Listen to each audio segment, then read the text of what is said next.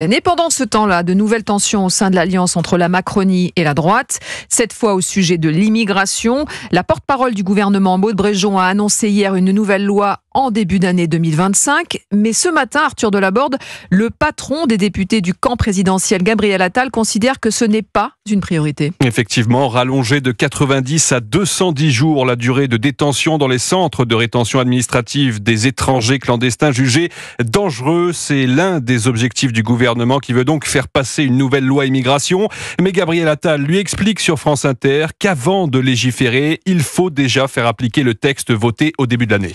On a adopté une loi il y a moins d'un an sur l'immigration avec des mesures dont certaines ne sont pas encore en vigueur puisque les décrets ne sont pas encore sortis. Mais faire une loi pour une loi sans nous expliquer ce qu'il y aurait dedans me semble pas totalement prioritaire. Gabriel Attal semble donc reconnaître au passage du retard dans la mise en œuvre de la loi immigration. Seuls 27% des décrets d'application ont en effet été publiés à ce jour.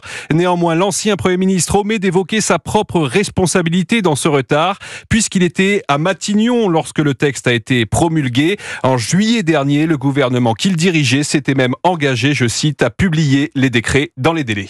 Arthur Delaborde du service politique d'Europe 1.